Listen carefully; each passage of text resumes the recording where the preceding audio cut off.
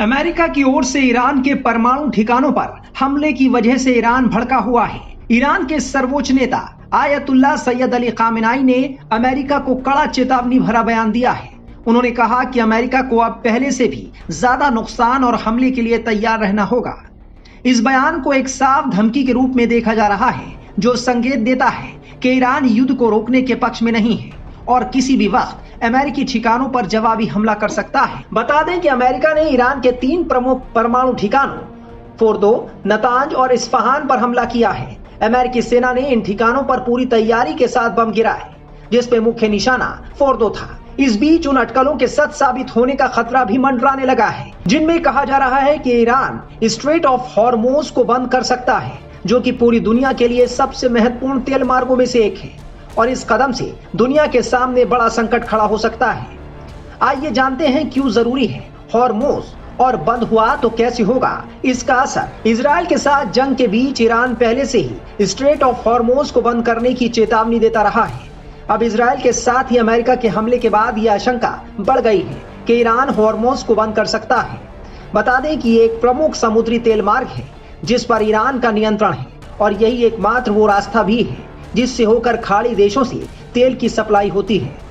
Reports की माने तो इस रास्ते के जरिए ही दुनिया का 26% कच्चा तेल व्यापार होता है और अगर इसमें रुकावट आती है या फिर इसे बंद किया जाता है तो इसका असर अमेरिका समेत तमाम यूरोपीय देशों के साथ ही भारत पर भी साफ देखने को मिल सकता है। इस रूट में किसी भी तरह की बाधा विश्व तेल बाजारों में खलबली मचाने वाली साबित हो सकती है और क्रूड ऑयल प्राइस में जोरदार इजाफा हो सकता है। दुनिया के सबसे महत्वपूर्ण शिपिंग रूट में शामिल ये तेल मार्ग करीब 96 मील लंबा और अपने सबसे संकीर्ण स्थान पर 21 मील चौड़ा है। इसके दोनों दिशाओं में 2 मील चौड़ी 2 शिपिंग लेन है, जहां ईरान रोक लगा सकता है। ये हॉर्मोज फारस की खाड़ी को ओमान की खाड़ी और अरब सागर से जोड़ता है। अगर ईरान ये कदम उठाता है तो फिर कच्चे तेल की कीमतों में जोरदार इजाफा देखने को मिलेगा, क्योंकि जहाजरानी कंपनियों की परिचालन लागत में बढ़ोतरी होगी। रिपोर्ट्स की माने तो भारत में हर रोज तकरीबन 37 लाख बैरल क्रूड की खपत होती है और देश अपनी जरूरत का लगभग 80% क्रूड ऑयल आयात करता है और 40% सिर्फ खाड़ी देशों से आयात करता है। ऐसे में अगर कच्चे तेल की सप्लाई में किसी भी तरह की बाधा आती है तो फिर ये बाकी देशों के साथ ही भारत के लिए बड़ी मुसीबत खड़ा करने वाला साबित हो सकता है। 21 जून की रात को अमेरिका ने जो ईरान के 3 न्यूक्लियर साइट्स के ऊपर हमला किया है, इससे जो अभी इजराइल और ईरान के बीच लड़ाई चल रही है उसमें एक नई दिशा आ गई है और लड़ाई भड़कने की जो है एक चांस बढ़ गई है, क्योंकि अमेरिका की डायरेक्ट इन्वॉल्वमेंट जो है वो शायद ईरान ही नहीं कई और देश भी इसको बर्दाश्त ना करें। जैसे हाल ही में यमन ने तो अनाउंस भी कर दिया है कि वो भी ईरान के साथ इस लड़ाई में हिस्सा लेगा।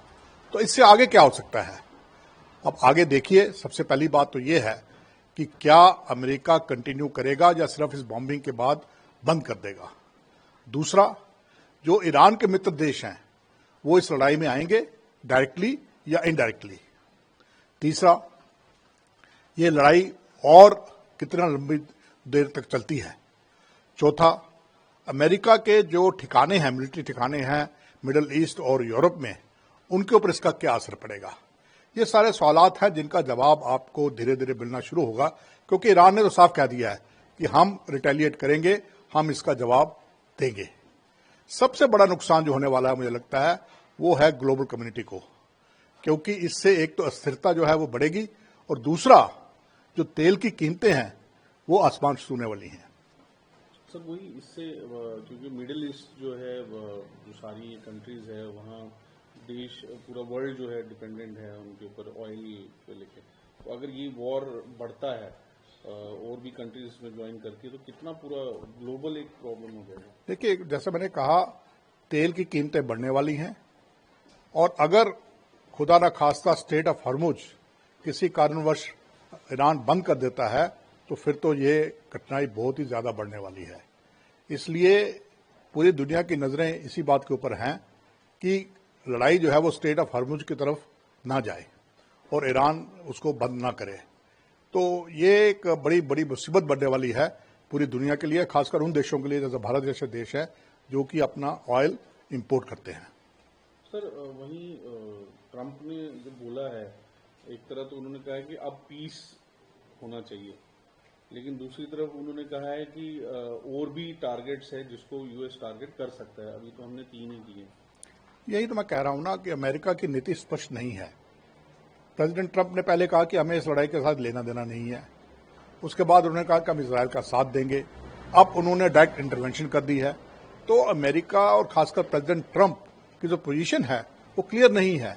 और कल रात को जो अटैक हुए हैं उसके अंदर अमेरिका के अंदर एक डिवीजन हो गई है, डेमोक्रेटिक्स और रिपब्लिकन के बीच में, रिपब्लिकन्स के बीच के अंदर, रिपब्लिकन पार्टी के बीच में 2 गुट बन गए हैं, एक गुट जो चाहता था, दूसरा जो नहीं चाहता है।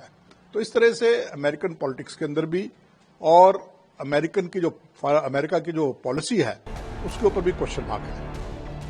वहीं अमेरिका की ओर से ईरान के परमाणु ठिकानों पर हमलों के बाद इजरायली प्रधानमंत्री नेतन्याहू का बयान भी सामने आया है। इस कार्रवाई के बाद इजरायली प्रधानमंत्री बेंजामिन नेतन्याहू ने अमेरिका का शुक्रिया अदा किया। नेतन्याहू ने कहा कि अमेरिका वास्तव में बेजोड़ है, इसने वो किया है जो धरती पर कोई दूसरा देश नहीं कर सकता। इतिहास दर्ज करेगा कि राष्ट्रपति ट्रंप ने दुनिया के सबसे खतरनाक शासन, दुनिया के सबसे खतरनाक हथियारों को नकारने के लिए काम किया। वो तो कहेंगे ही, क्योंकि उनका तो स्टेटेड एम ही इस लड़ाई का यही है कि ईरान की न्यूक्लियर फैसिलिटीज को तबाह करना है। तो उनकी तरफ से तो ये कहा जाए, जो शाबाश दी गई है अमेरिका को, वो दुरुस्त है। लेकिन ईरान ने जो कहा है वो भी चौंकाने वाली बात है। ईरान ने कहा है कि हमने वहां से पहले ही अपने जो वहां पे न्यूक्लियर हमारी एसेट्स थी हमने वहां से हटा ली थी, इसलिए वहां कोई नुकसान नहीं हुआ है। तो फिर फायदा क्या हुआ इस स्ट्राइक का? सर, वही यूएन सेक्रेटरी जनरल भी काफी चिंतित है। उन्होंने कहा है कि डी होना चाहिए। ये काफी डेंजरस हुआ जो भी यूएस ने किया। UN has become an ineffective body. एक बिल्कुल ही यूनाइटेड जो संयुक्त राष्ट्र है वो एक इनइफेक्टिव बॉडी बन चुकी है। अमेरिका संयुक्त राष्ट्र की सुनता नहीं है, अमेरिका अपनी मर्जी चलाता है, और जब अमेरिका कुछ करता है तो संयुक्त राष्ट्र भी चुप हो जाता है। तो इसलिए इनके बयानात पर ज्यादा ध्यान नहीं देना चाहिए। इंडिया को कितना असर हुआ है इस सारे? देखिए, इंडिया चाहता है कि ये लड़ाई दोनों देश मिलकर सुलझाएं और जल्द से जल्द इस पर जो खत्म होनी चाहिए। इंडिया नहीं चाहता कि किसी के दबाव में आकर लड़ाई खत्म की जाए। तो इसलिए भारत का जो मौकिफ है, भारत का जो स्टांस है, बिल्कुल साफ है। भारत उसको भी दृढ़ है। लेकिन जो हालात बन रहे हैं, जिनसे तेल की कीमतें बढ़ने वाली हैं और स्थिरता जो बढ़ रही है दुनिया के अंदर, उससे निश्चित है कि बाकी देशों की तरह भारत भी चिंतित होगा। तो क्या लगता है कि एस्केलेशन होगा? क्योंकि इसमें हो सकता है कि अगर एस्केलेशन हो तो चाइना और बाकी उनको भी पढ़ना पड़ेगा। इसमें बड़ी कंट्रीज को भी वर्ल्ड वॉर की तरफ जा रहा है। जैसे मैंने कहा कि वर्ल्ड वॉर की तरफ तो नहीं, लेकिन एस्केलेशन है। और जो ईरान के साथी हैं, जैसे उनका अपना नाम लिया आपने, चीन, नॉर्थ कोरिया, रशिया, अगर ये देश क्या लड़ाई में डायरेक्ट शामिल होंगे, ये सवाल अभी इतना जल्दी हम जवाब नहीं दे सकते, क्योंकि उनके भी अपने इंटरेस्ट हैं। लेकिन लड़ाई बढ़ रही है, इसका दायरा बढ़ रहा है और अगर डायरेक्ट नहीं तो इनडायरेक्ट सपोर्ट जो है ईरान के लिए काफी बढ़ेगी। अमेरिका की ओर से 3 परमाणु ठिकानों पर हमलों के बाद ईरान ने पहला बयान जारी किया है। ईरान का कहना है कि उसकी न्यूक्लियर साइट्स को कोई नुकसान नहीं हुआ है और वो पूरी तरह सुरक्षित है।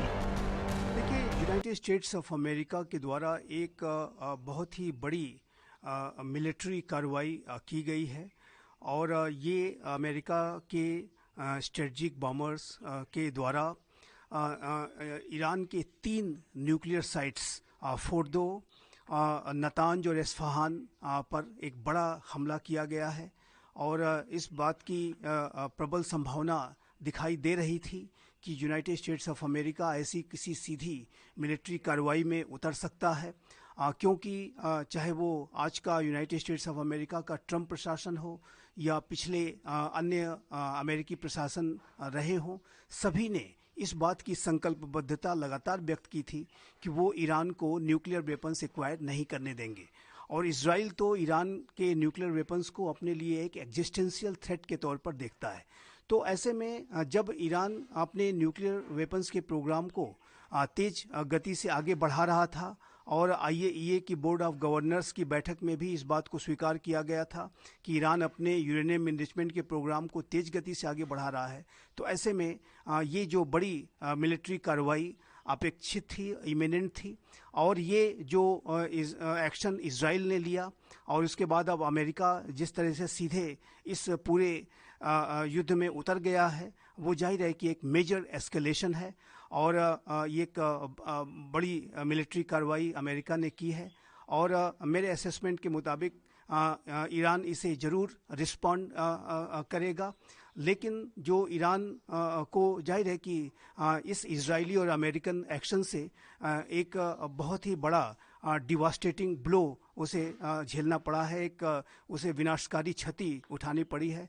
और ईरान के जो डीप अंडरग्राउंड जो न्यूक्लियर फैसिलिटीज़ हैं वो इस हमले में बड़े तरीके से उसको क्षति पहुंची है, स्पष्ट है। और वो जो विशेष रूप से जो फोर्डो का जो सबसे महत्वपूर्ण न्यूक्लियर साइट थी, वो ऐसी रिपोर्ट्स हैं कि वो तबाह हुई है। और अन्य जो न्यूक्लियर साइट्स चाहे वो नतांज हो चाहे इस्फहान हो, उसको भी अमेरिका ने विनाशकारी क्षति उस पर पहुंचाई है। तो ये इस पूरे इजराइल ईरान के बीच का जो युद्ध चल रहा था उसका एक मेजर एस्केलेशन है और अमेरिका की इस पूरे युद्ध में एंट्री ने इस पूरे युद्ध के स्वरूप को और भी बड़ा कर दिया है।